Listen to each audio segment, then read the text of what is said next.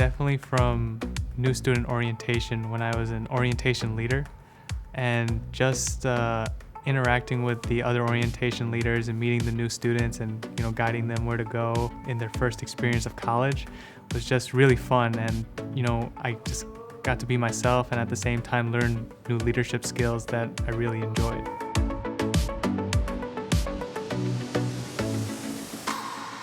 My most influential professor here at COD was definitely David Taylor. When I was in his bio class, I was doing well in the class, and he ended up offering me a tutoring job at the Learning Commons, and I was able to work closely with him, and we ended up building a relationship. And then I even took another class from him later on that semester, so I got to work with him and then at the same time have a class with him. So we got to be very close, and now I'm minoring in bio because of him.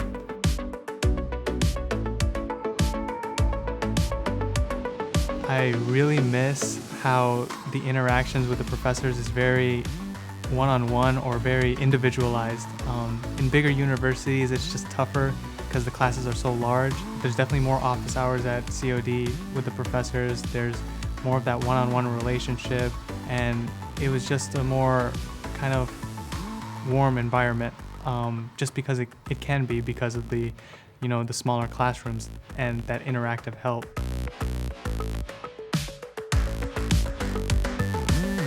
At University of Minnesota, I'm currently majoring in psychology.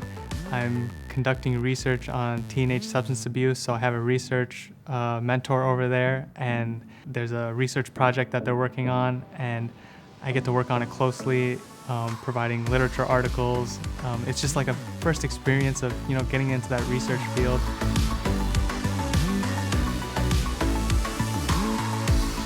To an incoming student, I would tell them to be comfortable with the uncomfortable. So, you're gonna get pushed and your professors are gonna push you, and it's gonna be really uncomfortable, but you're gonna become so much better because of it, and just be okay with that and just accept it and work hard through those challenges.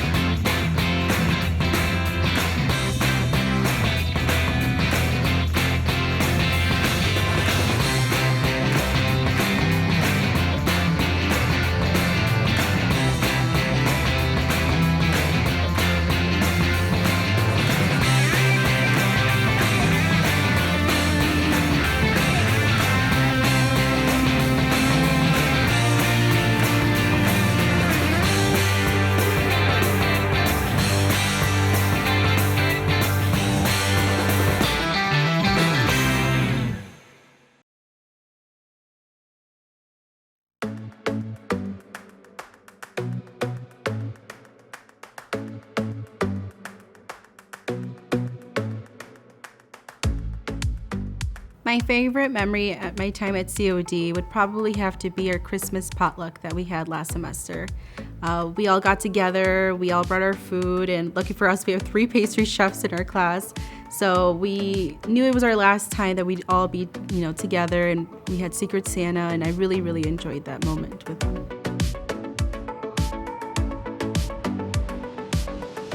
My favorite or most influential teachers at COD would probably have to be Sharon Roche, Rosemary Buckus, and Jill Desiak. Each of them have taught me different, parts of being a great PTA. Sharon teaches me how to be a great professional. Rosemary teaches me to be really confident in myself. And Jill teaches me to be really personable with my patients. So I think that will forever be with me. So thank you.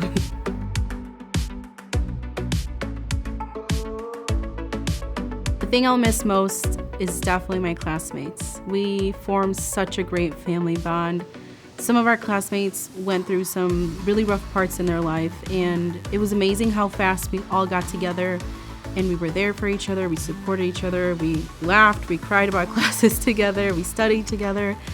It was very different versus where I went to school before, where it's very cutthroat, everybody for themselves. And here it was more a community, and I really, really am gonna miss that.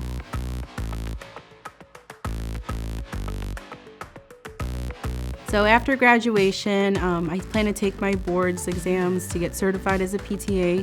I still haven't decided what kind of setting I want to go into. I really liked the neuro setting, so it's a lot of stroke and brain injury patients. But I've always wanted to go into working with children with disabilities and special needs.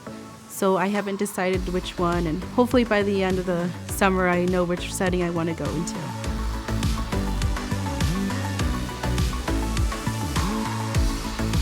My advice to students would be to really try to create great memories and friendships with your classmates and your professors, because time flies really quick. The next thing you know, you're graduating and you think back and you wish that you would have spent more time with your friends and your professors. So really, really take advantage of that time. Yeah.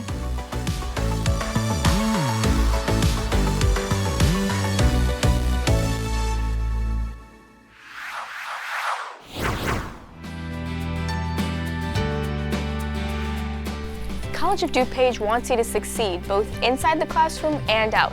Your studies are important, no doubt. So is discovering yourself by meeting people, making new friends, getting involved, and having fun.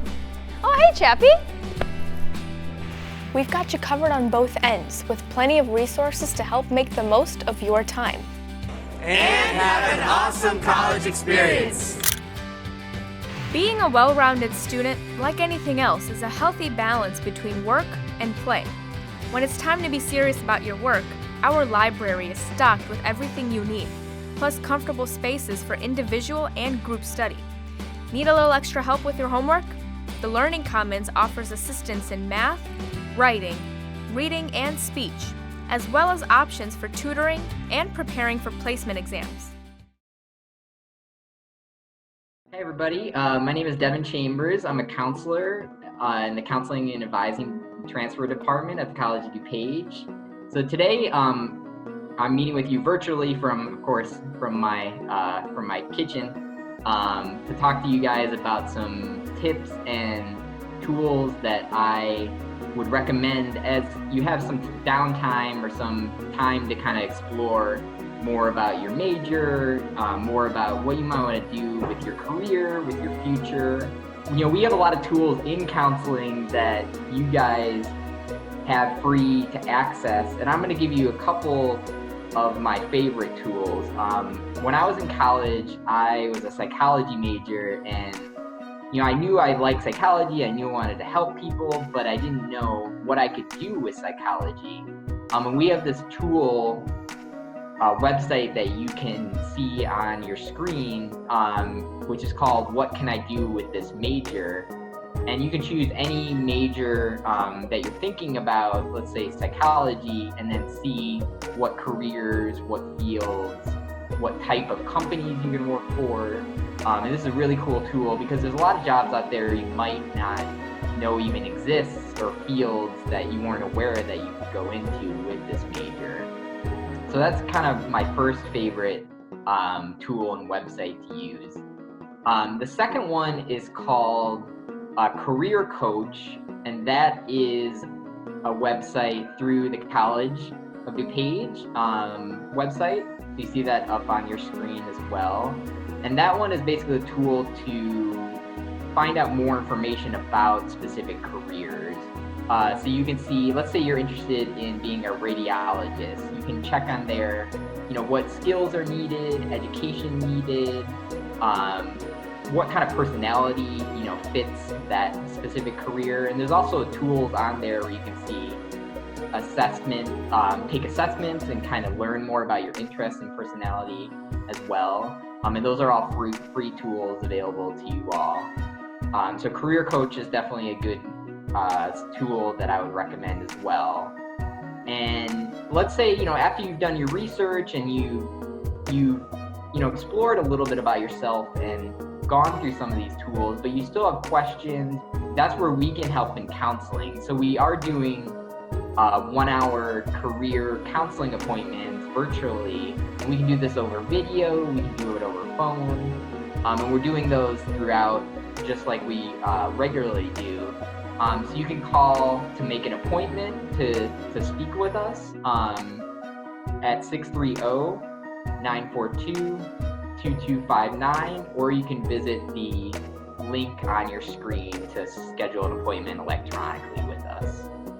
And just the last tip I would recommend to you, if you have some downtime in between your classwork, there's a lot of great tools and videos you can do online where you can learn, a new skill. Let's say you've been interested in coding, like you want to know how to code or make a website.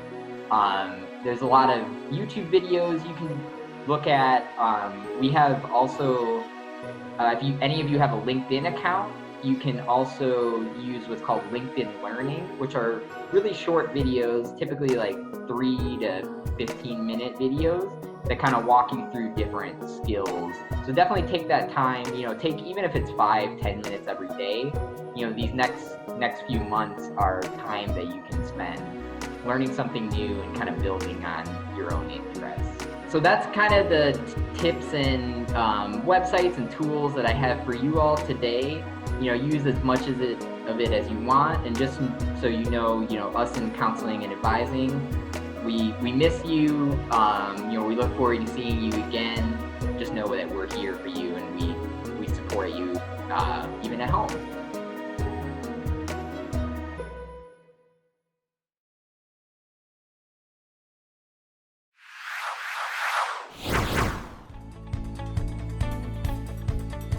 I'm here to tell you how College of DuPage fits into your plans, your life. First of all, who are we?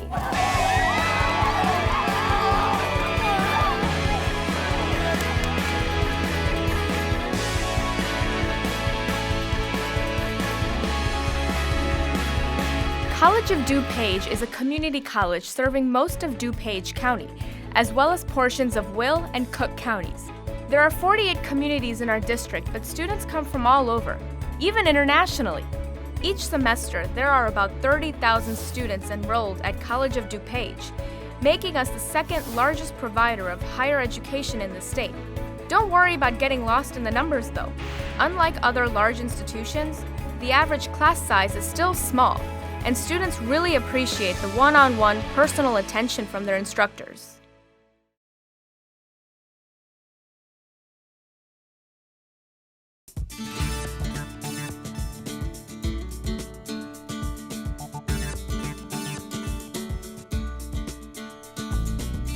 I came from Charleston, South Carolina, and I left a fairly lucrative career in restaurants. I went from server up to general manager and did a whole lifetime worth. Didn't leave me too healthy at the end, so I needed to do something else. And during my period of getting stronger and getting healthier, I found physical therapy. And when I moved to Lombard, COD popped up and said, hey, we have a PTA program.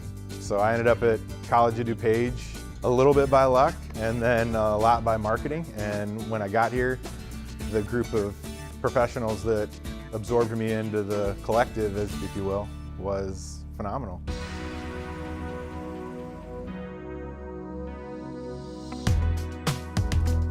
I was in awe in the beginning as far as how big the facility truly is and how many programs they truly offer. I mean, you walk down the hallway here in the HSC and it looks like an entire floor of a hospital. A nursing station with operating rooms, we've got the facility here, which is a huge physical therapy gym, but in a school setting. I can't imagine how the facility could be tailored more towards getting you to your goals, getting you out in the workforce prepared.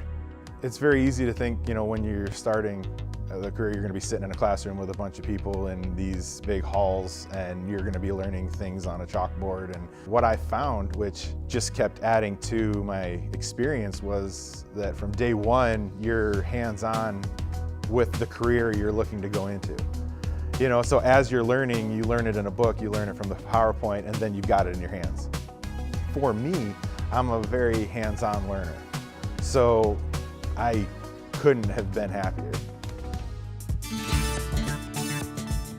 Luckily for me, I was working as a rehabilitation aide in field.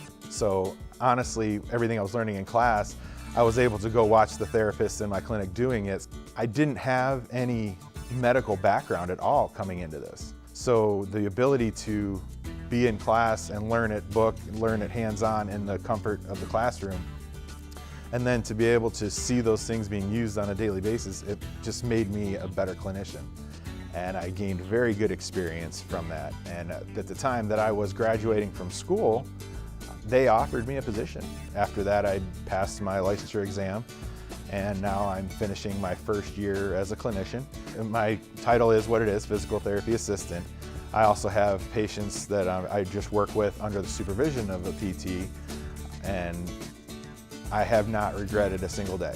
If you do what's in front of you, if you practice what they ask you to practice and do your reading and do your, your work, you're prepared.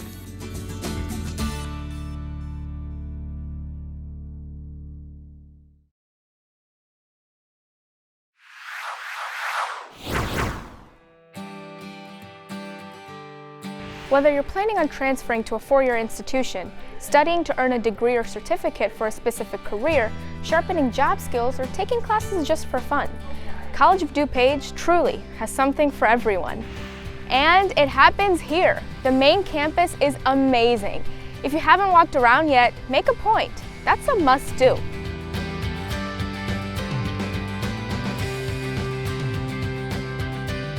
College of DuPage has been working hard to make its campus the place to be, with many brand new buildings and upgraded facilities. State-of-the-art instructional centers for health sciences, culinary and hospitality, technical fields, computing, and homeland security are all equipped with the latest technology for specialized education and careers.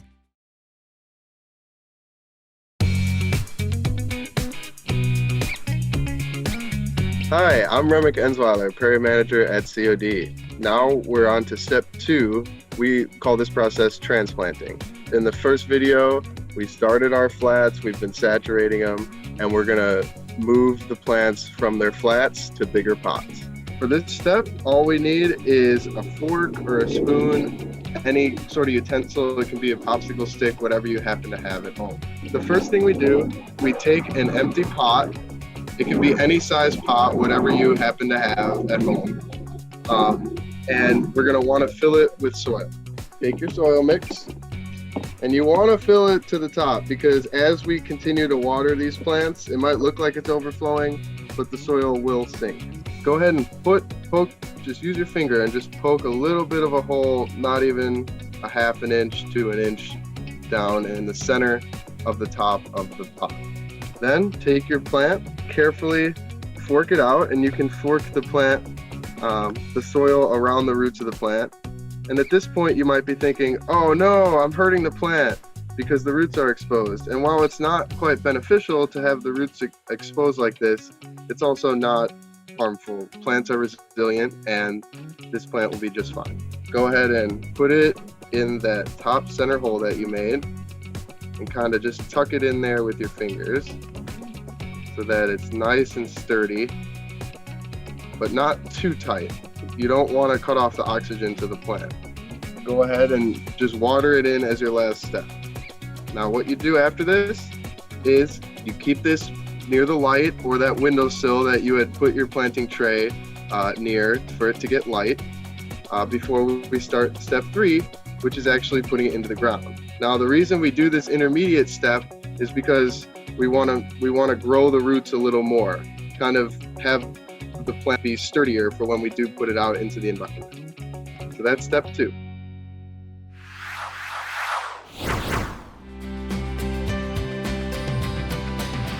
Student athletes enjoy a winning tradition at College of DuPage, with one of the most successful community college athletic programs in the nation.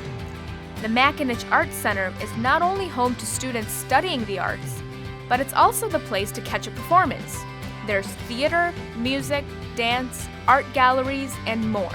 If exercising and staying in shape is a part of your routine, check out Chaparral Fitness in the Physical Education Center, with free memberships for full-time students. COD is not a place where you have to just go to class and then go home. And seriously, who would want to?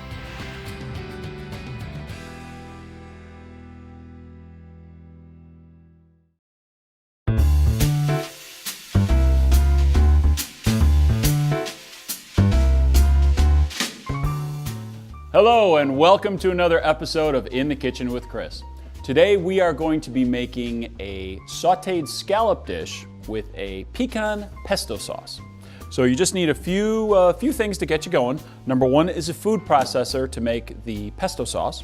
We're gonna have a saute pan, we're gonna have a plate, and so really you don't need an incredible amount of equipment. It's a fairly simple dish. And also the nice thing about this is you can prepare this sauce the night before if you wish, and then just finish the scallops at the last minute. All right, so the first thing we need to do is make the pesto sauce. I've got my food processor, and I'm going to add the garlic. I'm going to add the basil, okay, all the basil. And I'm going to add the pecans. Now, on the pecans, if you wish to toast them, you can. If you don't want to toast them, that's fine also. If you want to toast half of them, that's fine too. Really, you can, the nice thing about cooking is all of these things are variable and there's really no right or wrong. There's just different ways to do things. So it's really cool. All right, so we turn this on and we start processing, and then we're going to add our olive oil.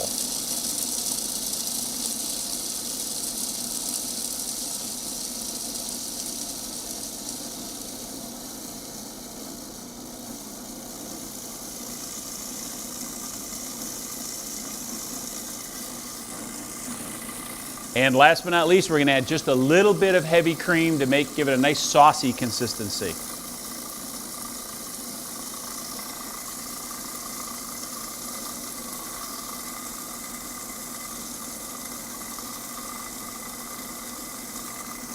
All right, let's check that.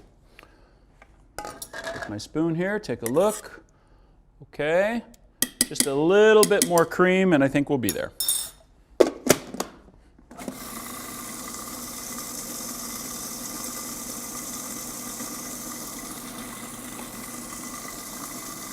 Okay.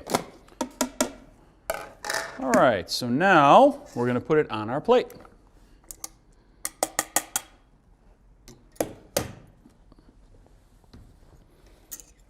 Okay. So remember, if you want to make this sauce the night ahead, not a problem at all. So now we're going to put it in a line down the plate.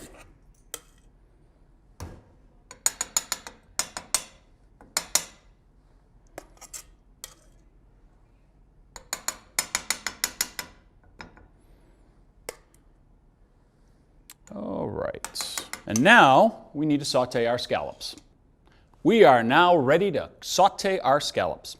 So we're going to turn a pan on medium-high. We're going to add a little bit of olive oil. Okay, I like olive oil for this because it has a better flavor than vegetable oil. And then we're going to add a little bit of salt and a little bit of pepper to our scallops. A little pepper, just a touch, not too much. All right, and now we're going to take these and we're going to place them in. Okay. Now I want you to notice what I'm doing as I place them in. If you notice, I am shaking the pan slightly so that they do not stick.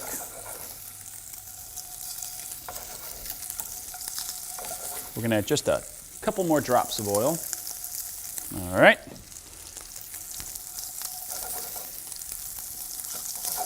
Okay, and now we're going to cook these until they are a very nice golden brown on both sides. Very nice golden brown on both sides.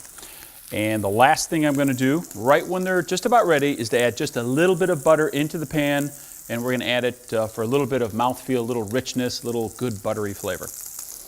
Okay, so these should take approximately 1 to 2 minutes per side because these are a smaller scallop. If these are a larger scallop, they'd probably take about 2 to 3 minutes a side. Now, some people like their scallops really well done and obviously cook it a little longer. And some people like them very, very tender in the middle, so then cook them a little bit less. It's entirely up to you. So I have found one of the secrets to cooking scallops is that you want to give it a nice brown color on both sides. And so the heat has got to be relatively high to accomplish that. If the heat is too low, they will not brown well and they'll probably stick in the pan.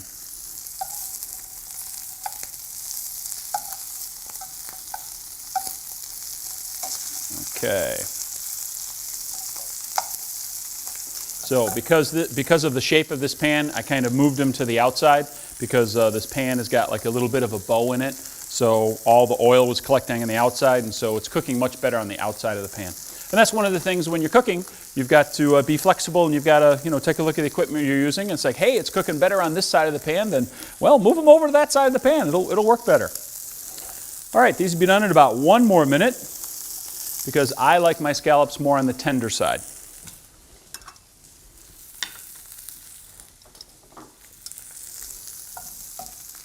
So as you can see, these are, well, low to medium heat, just about done.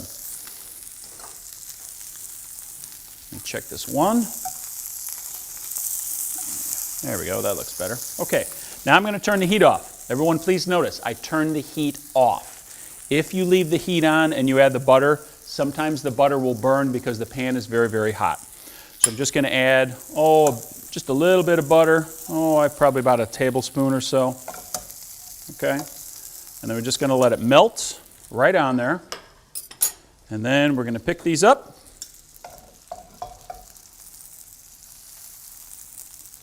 Okay, we're ready to go. And then we're going to place them on our plate, just like this.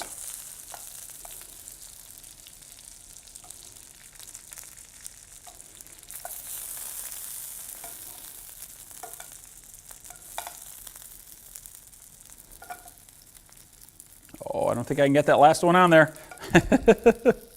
Oh, almost. Well, I'm going to have to eat this one. Okay. Now, if you'd like to garnish it with a little bit of basil, not a problem. If you'd like to garnish it with a little bit of shaved Parmesan, you can do that. So really, just be creative. All right, so sauteed scallops with a pecan pesto sauce. And hope you enjoy it. And now I'm going to enjoy these. Thanks very much for coming. Have a great day. Hope you learned something today. Bye-bye.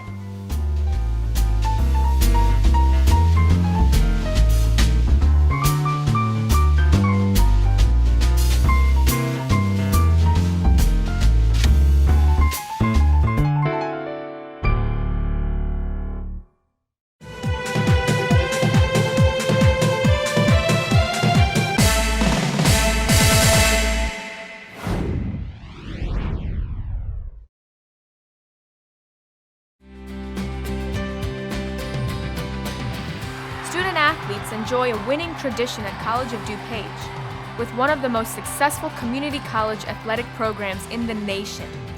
The Mackinac Arts Center is not only home to students studying the arts, but it's also the place to catch a performance. There's theater, music, dance, art galleries, and more. If exercising and staying in shape is a part of your routine, check out Chaparral Fitness in the Physical Education Center, with free memberships for full-time students. COD is not a place where you have to just go to class and then go home. And seriously, who would want to?